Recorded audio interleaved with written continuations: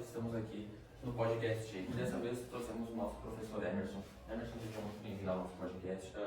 Para quem não sabe, atualmente ele é nosso professor de empreendedorismo e na matéria também de comunicação e marketing. Emerson, pode explicar mais para nós sobre a tua visão, para o pessoal entender quem faz? Primeiro, eu quero agradecer a oportunidade de estar aqui, né, no podcast de vocês, um projeto da turma da tarde, do segundo ano. Agradecer o Ariel, agradecer o Gabriel.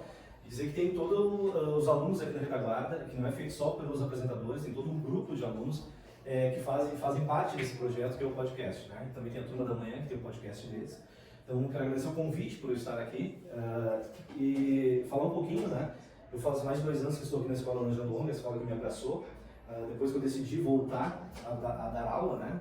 Eu já tinha uma experiência há um tempo atrás, dei aula no Senac e voltei então a dar aula. Hoje, felizmente ou infelizmente, eu falo assim, eu estou com 7 componentes curriculares. Sou formado em matemática, né? E hoje eu estou com direitos humanos, comunicação e marketing, empreendedorismo, cultura digital, mundo do trabalho, iniciação científica. São esses componentes aí que eu estou ministrando para o ensino médio. Estou trabalhando só com o ensino médio, nos 3 turnos aqui na escola, de manhã, à tarde e à noite. E a gente vem fazendo esses projetos, que um dos projetos é esse, né? Assim como o projeto da rádio, que vocês também têm, praticamente 2 ou 3 vezes por semana, você tem o projeto da rádio aqui na escola.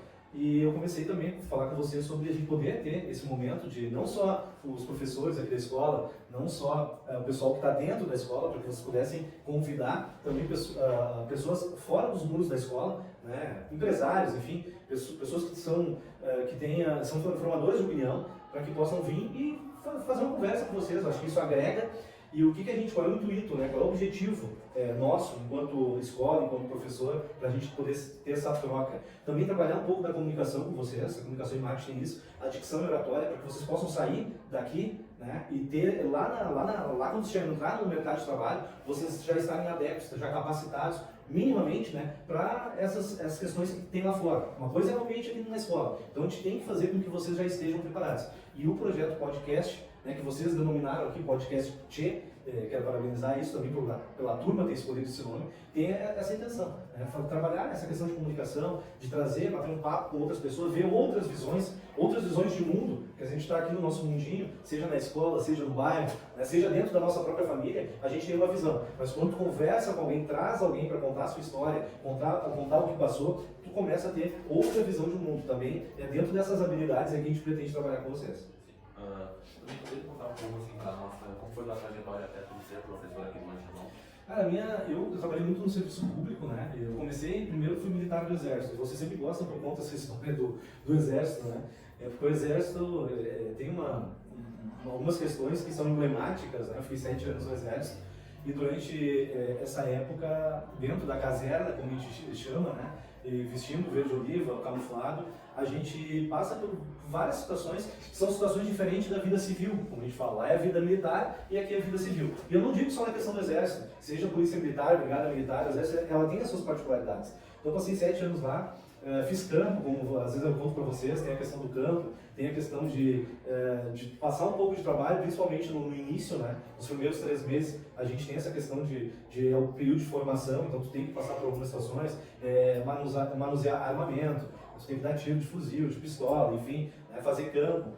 Mas é uma rotina diferente, onde impera, é claro, a hierarquia, a disciplina, né? Isso é premissa, né? Então tu aprende muita coisa, e eu depois fui trabalhar dentro do Exército na função de desenhista, desenhava muito com software AutoCAD, enfim, fiz muitos cursos, me qualifiquei, comecei minha própria faculdade de matemática quando eu era militar. Depois eu saí, né, cumpri os 7 anos, depois fui trabalhar no Senac, dei aula no Senac, depois passei no concurso na Prefeitura de Osório, fiquei um tempo como servidor público, depois dei uma reviravolta da minha vida e estou aqui hoje dando aula. Atualmente, vocês sabem também que para mim foi muito importante, para mim, enquanto profissional, enquanto professor, eu entrar no mestrado. Hoje eu estou estudando, né, estudando para estar mais capacitado, para poder dar melhor e outros olhares em termos de metodologia de trabalho, dar melhor aula. Então essa é a minha trajetória, né? Minha esposa é enfermeira, tenho uma filha que está quase formando em Direito, também a Emily, a esposa é enfermeira, né? Então essa é a nossa trajetória aí. Tenho mais 2 irmãos, além de mim, são os irmãos mais velhos, né? Eu sou mais novo da família, né? Meu pai e minha mãe estão bem de saúde. Essa é a minha trajetória. Eu moro aqui entre Maquiné e Osório, na BR-101, e essa rotina de vir sempre, nos 3 turnos aqui, de manhã, tarde e à noite, não todos os dias, mas os 3 turnos eu estou presente aqui na Escola Lanjadom, com essas 7 disciplinas, com o novo ensino médio. Esse novo ensino médio mudou um pouco, então eu assumi essas novas disciplinas. E também você falou na questão das histórias do Exército, eu poderia perguntar assim, quais foram as mais, assim, que te marcaram durante esses 7 anos? Cara, no Exército, como a gente sempre fala, tem algumas histórias bem emblemáticas, né? Uma história para mim foi bem emblemática de todas, foi quando, hoje está chovendo, hoje é dia 4, né? Hoje é o dia do agente comunitário de saúde, quero destacar também. Parabéns a todos os agentes comunitários de saúde de todo o Brasil, trabalho extremamente importante que o agente comunitário de saúde faz. E hoje está chovendo, e me vem à mente quando está chovendo, um dia com uma chuva torrencial, não parava de chover, eu era militar. E eu estava lá no 3º Regimento de Cavalaria de Guarda, o 3º RCG, lá em Porto Alegre, lá no Partenon. E era uma chuva torrencial. E lá no RCG, até hoje, quem passar lá pela Ipiranga, tem um campo de polo, onde os militares jogam polo a cavalo. E bom, aquele dia era inviável jogar polo, porque era muita chuva, era uma chuva torrencial que não parava em nenhum momento. Né? Mas aí assim, os generais, eles jogavam polo. E nós tivemos a missão naquele dia que eles queriam jogar polo, mesmo com toda aquela chuva torrencial. Naquele tempo eles só queriam saber de jogar. Eles queriam jogar polo. E nós ficamos meio assim, eu era soldado na época. Daí o subtenente da época, ele determinou, é claro que teve uma ordem superior a ele, que ele tirasse todos os colchões de solteiro que tinha da subtenência. A subtenência é um departamento que tem dentro do Exército. E nós fomos de 2 em 2, eu acho que uns 300, 400 colchões, imagina a quantidade de pessoas. Lá no campo de polo, lá no meio onde tinha água, a gente encharcava aqueles colchões, ia na beirada de 2 em 2 e torcia os colchões para secar o campo para que eles pudessem jogar polo. Nós conseguimos secar o campo, até parou de chover depois, mas assim, eu achei muito, como vocês falam, bizarro, né? Uma situação muito bizarra, tu secar um campo. Hoje, claro, os campos hoje, principalmente futebol, quem sabe, tem drenagem, né? Drenagem totalmente automatizada. Para drenar. E naquela época, no campo de polo lá, pelo menos naquela época, não tinha. Foi em 99 isso. E daí nós secamos o campo e aconteceu. Então, para mim, o emblemático daquela história foi essa. Foi o independente da situação e do tempo. Por que eles queriam jogar polo e você estava com vontade de jogar? Se Ganhar para... É claro, né? Hoje, eu acho que isso se amadureceu bastante. Tem muitas coisas ainda que acontecem. Acredito que esse tipo de situação hoje dentro do Exército Brasileiro não ocorra. Aconteceu de forma pontual isso aquela vez. Mas acredito que hoje está muito mais amadurecido, no meu ver, essas questões de pagar a missão. A gente fala sempre pagar a missão porque tu te dava uma missão que tinha que cumprir, independente muitas vezes de qualquer coisa, né? Hoje, eu acredito que a gente amadureceu, principalmente na questão dos direitos humanos, que é uma questão que está em pauta hoje. Já está há muito tempo, mas acho que a gente está muito amadurecido. A gente tem ainda que trabalhar muito essa questão dos direitos humanos, né? De saber o que é certo, o que é errado, se a gente está ultrapassando o limite, né? Então, principalmente quando a gente está numa organização militar. Então tem esses olhares aí, cara, que essa questão foi emblemática para mim. Tu pretende subir de cargo? Tem algum cargo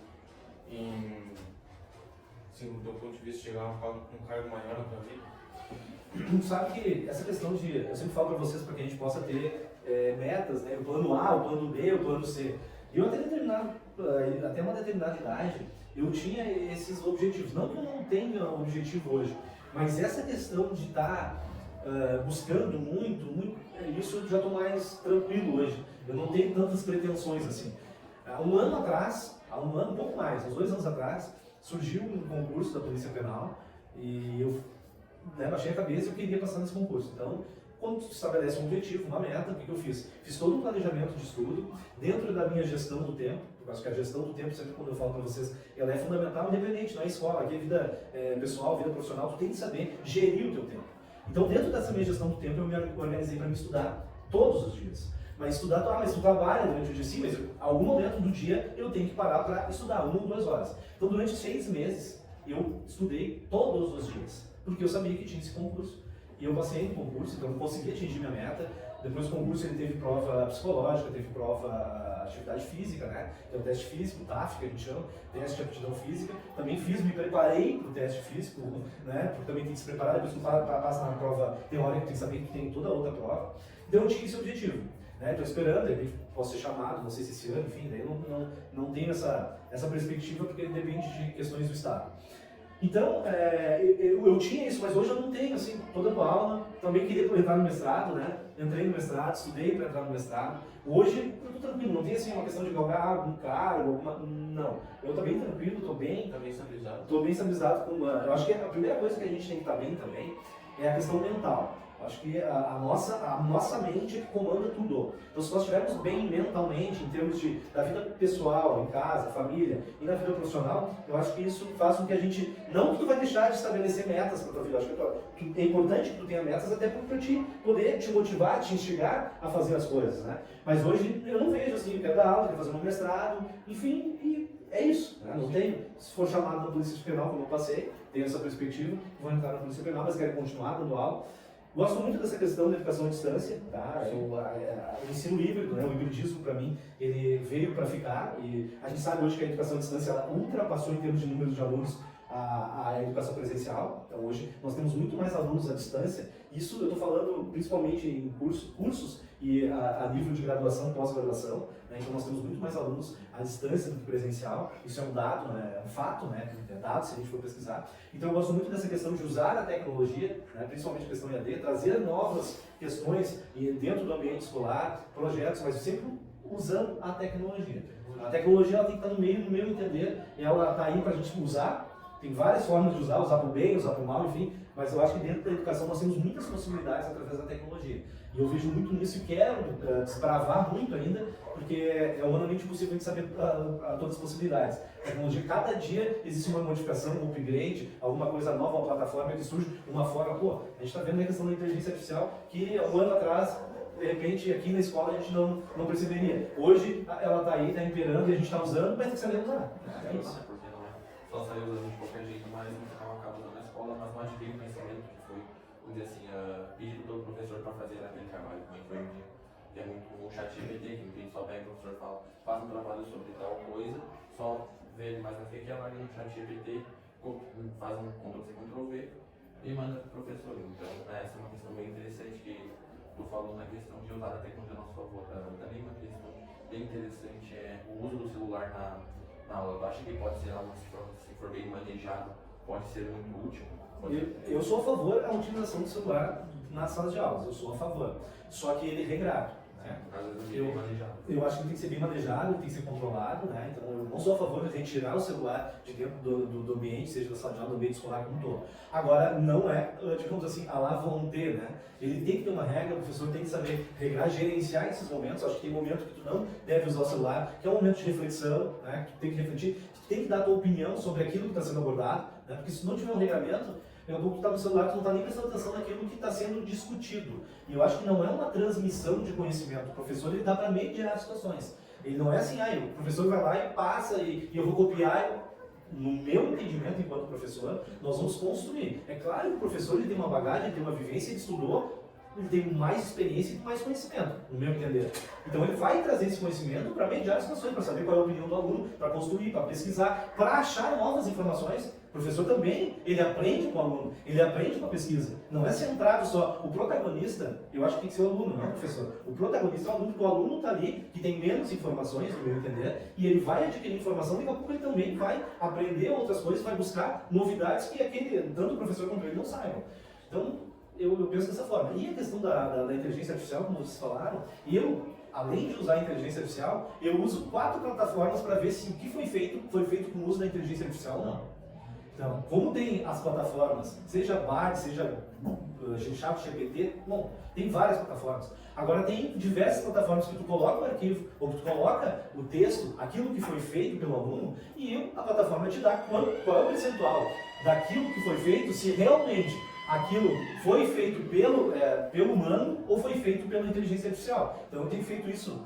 Por quê? Porque eu também estou num ambiente de mestrado, onde os meus professores fazem isso. Então os trabalhos que eu faço também no ambiente de mestrado, os professores também usam essas plataformas. Né? Então, eu sempre falo para os alunos, né, independente se é vocês, da turma de vocês, qualquer turma que eu estou, que eu uso essas plataformas, para ter cuidado. Então, tu tem que saber, a inteligência artificial ela pode te trazer uma ideia. Tu não pode usar toda a ideia da inteligência artificial. Usar ela como uma base, né? Como uma base para te refletir. Porque senão, se tu ficar totalmente dependente da inteligência artificial, tu vai chegar em algum momento que vão te colocar em xeque. O que é te colocar em xeque? é tu fazer um trabalho e tu não poder contar com o trabalho e tu falar sobre o trabalho. Se tu não soubesse, foi só a inteligência artificial que fez, e tu não souber nada do trabalho, não adiantou. Ah, mas ficou bonitinho, tá lá escrito, cara, não foi tu que fez. Tu soube pesquisar. E outra coisa que nós temos que ter noção, que quanto mais precisa, mais robusta é a tua pergunta para a inteligência artificial, melhor vai ser a resposta da inteligência artificial para ti. Se tu fizer uma pergunta simples, tu vai ter uma resposta simples. Se tu fizer uma pergunta robusta, com conhecimento na pergunta, a inteligência artificial, ela vai te trazer um retorno mais robusto, mais completo em relação ao que tu está perguntando. Então, eu acho que a inteligência artificial pode ser usada para pegar uma base para trabalho, por exemplo, eu quero fazer um trabalho sobre tal coisa, e o professor me passou, vou lá na inteligência artificial, coloco lá, vejo assim quais ela dá, sobre o que ela fala, e depois a partir disso eu faço novas pesquisas. No meu entendimento é bem tranquilo de usar a inteligência artificial, só que o que quando for me entregar um trabalho, alguém for me entregar um trabalho, eu quero discutir sobre aquele trabalho. E eu quero que aquela pessoa que está me entregando tenha propriedade para saber, sem ler, o que está escrito ali, o que é o entendimento sobre aquele assunto. É tranquilo. Porque, fez a inteligência fez a apresentação, coloquei o tópico, fez toda a apresentação para mim lá, não gastei tempo para fazer uma apresentação de slide, uma apresentação no Canva, em qualquer plataforma que agora faz as apresentações automaticamente, não tem problema. Só que o aluno, eu preciso que o aluno, ele vai ler, mas na hora de apresentar, eu discuta, eu reflita com ele sobre aquele assunto. E ele tem a propriedade de falar comigo sobre aquilo. Não assim, não sei nada e vou ler. Então é o seguinte, tu usou a inteligência artificial, tu não leu, tu não pesquisou, tu deixou para a inteligência fazer e tu não sabe nada do assunto. Daí não, entendeu? Exatamente. Isso o entendimento do aluno, não é isso? Isso, o entendimento do aluno, porque o que é a sala de aula, pessoal? A sala de aula para mim, é um debate, é uma troca de ideias, são reflexões que nós devemos fazer no ambiente escolar. Né? Eu volto a falar, eu não acho que uma sala de aula seja transmissão de conhecimento professor e aluno. Para mim não fecha isso. Eu transmitir conhecimento, não. Eu quero aprender com vocês. Eu quero que vocês aprendam comigo. É uma troca, nós estamos aqui conversando, vocês estão conversando comigo, eu também estou aprendendo algumas coisas com vocês. Vocês estão vendo a minha vivência, mas eu estou aprendendo. Vocês estão se colocando, vocês estão perguntando a forma de vocês falar, eu já estou refletindo da forma de vocês falar. Então eu também estou refletindo sobre aquilo que vocês estão falando e a forma que vocês estão falando. A forma de se portar. Tudo isso a gente reflete. Em todo momento nós estamos nos autoavaliando e analisando, né? E tomando as nossas opiniões, ideias, né? Em relação a nos melhorarmos como pessoa, como profissionais, como alunos, como filhos, como sobrinhos, como irmãos. A todo momento a gente está fazendo essa reflexão. E o ambiente escolar também é para isso. Não é só, volta a falar, a transmissão de conhecimento. Eu escrever no quadro, vocês copiar. Até aí você sabe que eu não gosto de escrever no quadro. Tá? Eu gosto mais de fazer para vocês lerem, fazer arquivos que vocês leiam, apresentar algumas situações para que a gente possa discutir, fazer algumas tarefas importantes que eu acho que tem que ser. Então, a minha aula ela é baseada dessa forma. Eu não critico quem faça da outra forma, mas eu acho que essa junção, e a gente está no momento de fazer essa junção, dos métodos tradicionais que ainda existem, né? Infelizmente, do meu ponto de vista, os métodos tradicionais, tem alguns métodos ainda de sala de aula que ainda existem, de professores, né, que ainda existem. Eu não estou criticando aqui, eu acho que cada professor tem a sua metodologia, mas eu acho que o momento hoje que nós estamos vivendo, da contemporaneidade, nós temos que juntar isso. Juntar a tecnologia com esses métodos antigos, mas isso precisa de várias coisas. Nós precisamos capacitar os profissionais, os professores têm que ser capacitados, eles têm que ter condições para poder fazer isso. Eu também tenho que, se eu vivo com a tecnologia, eu saber beber naquele, no tradicional, trazer o tradicional para agora e fazer essa aglutinação. Não é só eles que têm do ensino tradicional, que tem só eles que têm que aprender. Eu também tenho muito, e cada dia eu tento, né, verificar o que desse tradicional eu posso trazer para o meu dia de trabalho para poder fazer essa aglutinação. Sim, e nessa questão do ensino, criaram aulas trilhas formativas, né? Por exemplo, também da questão eu acho que foi ano passado, não me recordo, que fizeram votação em salas para apertar atrás de alunos de referência de trilhas formativos e gostaria de perguntar qual a tua opinião em geral sobre esses novos formativos e o que tu acha que ficou ruim e que dá para melhorar? O que acontece? Está tendo uma grande discussão a nível federal e foi aberta uma consulta pública, já está fechada agora, o governo federal abriu uma consulta pública para fazer uma votação qual era a opinião das pessoas em relação a esse novo ensino médio. Né? Eles não vão modificar esse ano e provavelmente o ano que vem ainda não. Pelo que o ministro da Educação falou, né? Já tem o resultado dessa consulta pública. O que eu concordo é que se diminuiu muito a questão das disciplinas obrigatórias, né? Matemática, português, história, filosofia, enfim, ciências, diminuiu muito a carga horária. Mas esse novo formato, eu não estou entrando no mérito da carga horária, estou entrando no mérito do formato. eu sou de acordo com esse novo formato, desse novo olhar, de ter aulas diferentes, de ter projetos, porque isso tu vivencia, tu vai viver o que realmente a tua comunidade, a tua cidade, o teu estado, ele está acontecendo. Porque tu não adianta tu estar num ambiente escolar iludido, pensando e divagando coisas que realmente na prática não aconteçam. Mas é claro que tu tem que ter um alicerce, um esqueleto daquilo do básico de português, de matemática, filosofia, sociologia, história, ciência, geografia, o básico aquele que tu tem que ter. Então, para ter esse básico, e isso é uma questão que uma repercussão dos professores nessas matérias, eu incluo na matemática, nós estávamos reclamando, que não tinha tempo hábil, né, em termos de quantidade de períodos, para poder fazer essas abordagens mínimas, né. Então, eu concordo em certa parte, só que tem gente que é totalmente contrária ao novo ensino médio. Não, eu não sou totalmente contrário. Eu sou a favor do novo ensino médio, mas que possa repensar a questão da carga horária. Que seja diminuído um pouquinho a carga horária de alguns componentes curriculares que foram criados para aumentar dessa linha básica, dessa estrutura básica que tem nas matérias essenciais. Então, porque eu acho que o novo ensino médio ele trouxe novos olhares. Nós não estaríamos fazendo, provavelmente, esse podcast aqui, se não tivesse esse novo formato do ensino médio, porque isso aqui está totalmente irado a essas novas disciplinas, a comunicação e marketing, a questão do empreendedorismo, ao mundo do trabalho, a cultura digital. Por quê? Porque aqui, vocês estão aqui, mas na retaguarda tem o pessoal que vai editar esse podcast. Tem o pessoal que faz o planejamento, quem é que vai ser entrevistado, qual vai ser o tema, né? Tem que fazer também quais são as perguntas, tem um pouco de roteiro de perguntas. Tem o cenário aqui, ó, que foi muito legal, a bandeira do Rio Grande do Sul. Então, a turma toda está pensando, se fosse de repente em outra disciplina, não seria o foco esse projeto. Teria outras questões, sim, que também seriam legais, mas esse tipo de projeto não estaria envolvido nesse tipo de componente curricular. Essa questão da carga horária, eu acho que não deve para ensinar um pouco a questão que o ensino médio tem 3 anos. Talvez fazer 2 anos as suas matérias básicas no terceiro ano, colocar esses novos principais já no terceiro ano, estar mais perto da saída para uma vida adulta, né? Tipo, vai fazer uma faculdade, vai atrás de um emprego, não sei, mas talvez dividir para colocar essas novas matérias no terceiro ano, que você já estaria fresco na memória a partir do momento que saísse do ensino médio. Essa tua ideia, eu não estou falando que ela não é válida, mas por que eu não sou a favor da tua colocação de ser só no terceiro ano? Porque hoje o novo ensino médio ele é pensado a partir do primeiro ano, onde já tem o mundo do trabalho e a cultura digital, são os dois componentes. Eu vejo que essa questão é uma construção, essas trilhas ela é uma construção de pensamento, de reflexão, de projeto. Porque se tu pensar só no último ano, que é quando está com o pontapé inicial para sair para o mercado de trabalho, o último ano a turma, claro que estuda, que né, se dedica, mas também já estão pensando mais no mercado de trabalho.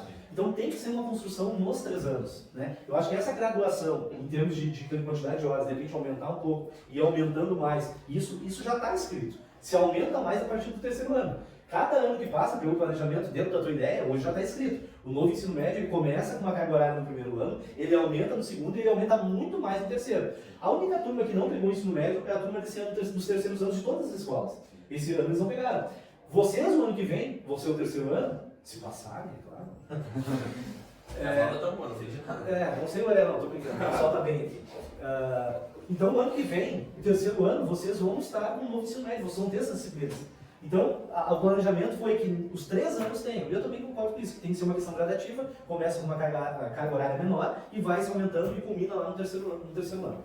Que é melhor que dá para assim, que no terceiro ano tem o básico ali, né? Para deixar fresco na memória que for sair também essa nova formação né, que nos é dada. Então, realmente concordo nesse teu ponto, que deve ser algo que primeiro tem que inserir o aluno ali, porque ele está no ensino fundamental, que é só durante o turno que ele estuda, ele só durante o período da tarde, só amanhã. Aí chega nesse médio tem o turno inverso, já algo novo, também já está entrando uma idade ali onde alguns começam a trabalhar no turno que nós estamos estudando, então acho bem interessante essa ideia de aumentando aos poucos a carga horária também para não sobrecarregar na questão mental e psicológica, senão, por exemplo, sair de um tipo de ensino, aí muda para outro que é muito maior, muito mais vasto o caminho, porque tem muitas matérias que surgem no ensino médio que não tem no fundamental, então acho bem interessante essa questão de ir aumentando gradativamente a carga horária. Perfeito, pessoal. Quer fazer mais algumas perguntas aí, Ariel? Não. Tranquilo? Então, pessoal, estamos encerrando por aqui o nosso podcast. Foi um prazer conversar contigo. E muito obrigado por ter trazido várias opiniões sobre o ensino aqui pra gente. Nós agradecemos e estamos encerrando o podcast. Eu queria só agradecer e dizer para vocês, o pessoal que está assistindo, compartilha, curte o podcast da Turma 202, façam isso, compartilhem, é um projeto muito legal de toda a turma e quero parabenizar vocês, toda a turma que está aqui, por ter me convidado. Muito obrigado.